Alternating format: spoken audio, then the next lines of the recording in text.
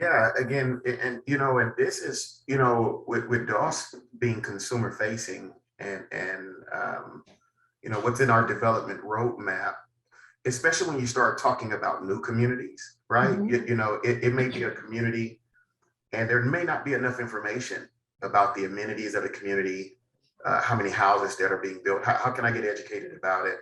Because I may not want to walk into the sales office.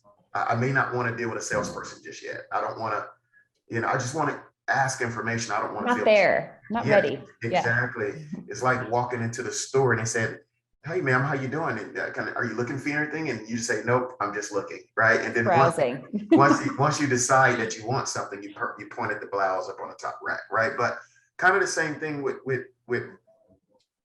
this experience with DOS building, again, this intelligent user interface, which is the reason why we chose this interface. I have to be very clear when I make this statement. It's unlike a lot of our competitors, and I'm talking about, search engines and stuff. Our objective, DOS doesn't sell data. So we don't sell data to agents. We use the data to best serve the consumer and the agent, right? So, and so when you start talking about with builders, one of the things that we're going to do in our developmental roadmap is that we could actually build out a Q&A with builders about this new development.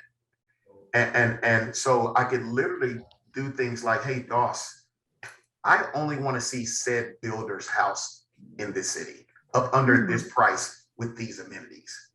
Oh, And then, interesting. yeah, and then I could even engage again, we're talking about an Alexa like, preferably I would rather say a Google Assistant like, because we just received an investment from Google. So probably the first real estate search engine in history to ever now be backed by Google. But so with that being said, but how do we give this intuitive experience to be able to collect more data in order to best serve the consumer and give them rich data and information, but to also be able to collect that or allow that builder, right, to be able to best understand insights when people don't even really know through their exchange how they're teaching us to best serve them.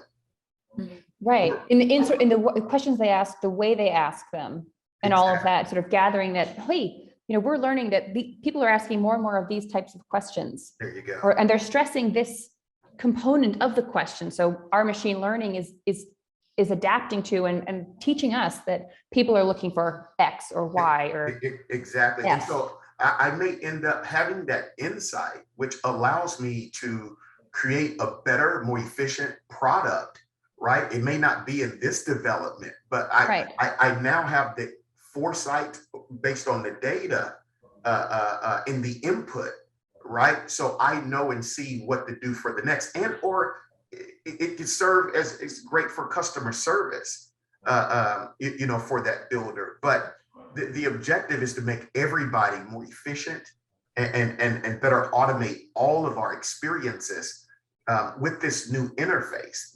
That's why at DOS, again, we're taking the approach, and we kind of have this first movers advantage of being able to speak, text, or type, different from our competitors, but that's a graphical user interface where you could only check boxes and type in a rectangular box that says input this information. We want to better engage because the more humanistic that experience and the more we're able to best mobilize information, it feels more natural, which means that I'm more likely to engage with it.